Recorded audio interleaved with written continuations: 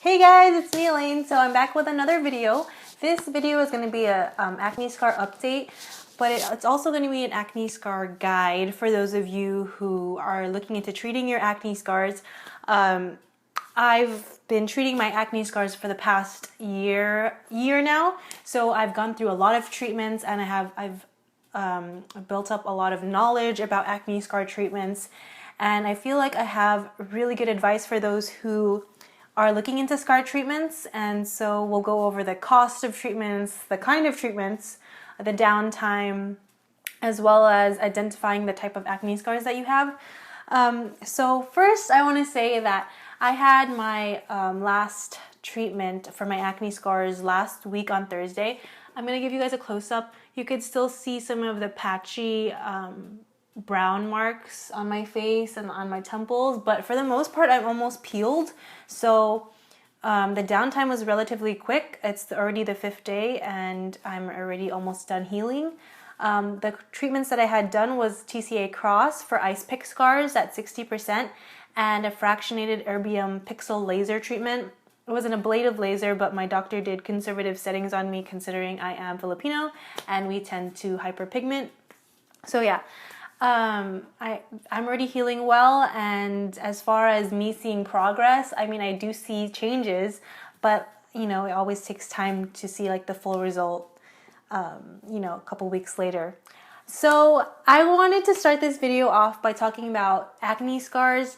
I think a lot of people don't really know and how to classify acne scars because they're just not familiar with the type of names that acne scars have. And there's so many different types of acne scars. There's ice pick scars, there are boxcar scars, there are rolling scars that make the skin look a little wavy, and then there are atrophic scars where there's like a loss of fat and collagen in the skin, and then there's hypertrophic scars, which, you know, aren't that common, but I know some people have hypertrophic scars from acne. And usually if you've had severe acne, then you'll probably have a couple acne scars. If you have like mild acne where you just get whiteheads, then it's most likely that you're not going to have a scar. So for people with moderate to severe acne, they're going to probably end up with scars. It just depends on genetics too. But you can really tell if you have bad acne scars in certain lighting. So if you're in like overhead lighting, you could tell like of the severity of your scars, and that's when I would get like really self-conscious about my scars, because in certain lighting they would look okay, and then other lighting it would just look really bad. Like I went through some yeah, I mean, I went through the most severe acne you can think of. Just watch my other videos. Yeah, so those are the type of acne scars that there are out there. If you want to look up pictures online, just type in the name of the scar, and I'm pretty sure you can find a lot of pictures on acne scars and the types that there are. So, which brings me to my next point, the treatments for acne scars. Now, when you're treating your acne scars, you have to know the kind of scars you have, because each treatment that a dermatologist recommends or whatever, it's going to be targeted toward a specific scar. So if you have a combination of scars, your doctor will most likely recommend different types of treatment. And if you only have one kind of scar, like if you only have ice pick scars, like here and there, ice pick scars are they look like deep pitted pores, I guess you could say, or enlarged pores. That's what they look like. They'll probably offer you a couple options. A TCA Cross, which is a really good treatment where they take a high percentage of an acid and it burns the base of the scar, causing inflammation, and then over time the collagen builds up to make the scar look less obvious, and it kind of fills up the scar too. And then they might offer punch excision, where they actually punch out that scar using like a punch tool, and they remove that piece of skin. So that's a little bit more risky, but for some scars it works. It just really depends on what your doctor feels is best for you. Let's go over the treatments that I've tried over the past year. I've been on this journey for a very long time, you guys. Like, I can't, I've done my research. So yeah, I've had a lot of treatments. I've had 6 Dermapen treatments. or derma roller treatments. There's the derma roller, and then there's the derma pen. I had the derma pen treatment. It's the same as microneedling. It's just you're not rolling something. It's the needles are just being you glide the pen over your face, and then the needles get ejected into your skin. So it has the same effect. I've had subcision, and if you guys don't know what subcision is, it's tailored for people who have rolling scars or boxcar scars. So yeah, that really works for rolling scars. Subcision is basically when they take a needle and they try to break up the scar tissue and release those tethered fibrous bands. And then once those are released, your scars will kind of plump up a little bit more to the surface and they won't look so deep anymore. If you have like a really big loss of fat from severe acne, like I'm not talking about like whiteheads or blackheads, I'm talking about big cystic acne like that was deep in the skin, then you're most likely going to be a candidate for fillers. And there's different types of fillers on the market. One that was just recently approved was Belafil, specifically made made for acne scars. But I was allergic to it because it contains bovine collagen, from bovine meaning from a cow, and so I wasn't a candidate for that. But I have tried fillers, specifically Silicon 1000 fillers, and that's a permanent filler. It's a really good treatment, but you probably would need at least 3 to 5 treatments depending on how bad your scars are. So I've only had 2 so far. Let's see, I've had TCA Cross, 3 sessions. The first 2 sessions, my doctor used a really low concentration on me just because I am Asian. And with Asian skin, you tend to hyperpigment, or you're at risk for post-hyperpigmentation, and that means it'll leave like a dark mark. So he was super conservative with me at first, but typically doctors or dermatologists use like 100% concentration. But since I'm Asian, he's only stayed in the low range.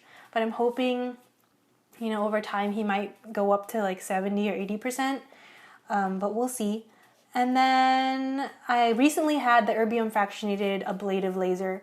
With lasers and Asian skin, like I said before, we're at risk for post-hyperpigmentation. So he was super conservative with me, and he only did 1 pass of that. So he did it in combination with the TCA Cross.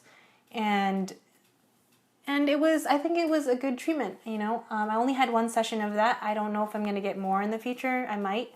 But let's go over the cost of each treatment. For TCA Cross, depending on where you live and how much your doctor, it ranges. I've seen my doctor charged me $100 per treatment for the TCA Cross, but I've seen anywhere up from like $800 per treatment for TCA Cross. And that's kind of pricey, so make sure you guys do your research and look up the doctors, call their offices and ask them how much they charge for that. Dermapen treatments, typically what I've seen for each dermapen or derma rolling treatment, it's like $250 to $300 depending on where you live. And I've had 6, so yeah, that's a lot of money. But I save my money. I every time I get paid, I reserve it for my treatment. For subcision, that's when they go under the skin with the needle and they break up the scar bands for rolling scars and atrophic scars. That for me was $350. Now I've seen on forums on like acne.org where this girl was charged like $800 to $900, but she lived in San Francisco, and San Francisco is a really expensive place to live, and so I understand why she was quoted $900. So it really just depends where you live and your doctor's office. Fillers is by far the most expensive treatment. 1 syringe of a Silicon 1000 filler is $1,000. But it depends. Like your doctor won't use the full syringe. It depends on how many scars you have and how severe your scars are. So for me, he didn't use the full syringe, so I only had to pay like $300. And yeah, so I might go back for more treatments. I don't know. I'm not sure yet. And then for the fractionated erbium laser, 1 pass costs $175. So if I were to get 2 passes, it would be like around $350, around there. I want to let you guys know that these treatments weren't done like back to back. I had to space out my treatments because I work and I'm a full-time student. I'm a part-time student, sorry. So the downtime for these treatments, it varies for each treatment. Say for example, I'm just going to go over a couple. Where the TCA Cross, where they put the acid into each ice pick scar, it takes about 5 to 7 days for the scabs to peel off. So you might want to book it during a time when you're off from school. That's when I did it. Or if you can get some time off work and book it, that would be good. The lowest downtime is the Dermapen treatment. Literally, you come in on a Friday, your skin is a little bit slightly pink on Monday, and you can put makeup over your skin. That has a really low downtime. For subcision, that's a really long downtime. You're looking at 7 to 10 days of downtime with subcision because your face gets really swollen, and yeah, it takes a lot of time for the inflammation to go down. With fillers, that's another low downtime treatment. You come to the office on Friday, by Monday you're healed, you can put on makeup. With the erbium fractionated laser, 5 to 7 days downtime at most. I'm almost done peeling. So like I got the treatment done on last Thursday. Probably by tomorrow evening, all my scabs will come off. So yeah, each treatment varies in time. I wanted to talk about something really important here.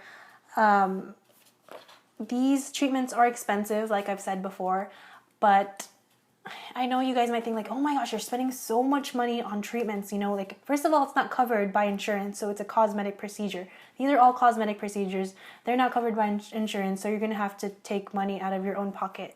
In Australia, they cover it. It's considered a medical condition when you have acne scars in Australia. So luckily for those of you Australians out there, you'll probably not likely have to pay. You probably will not have to pay for acne scar treatments, depending, on your doctor, I guess.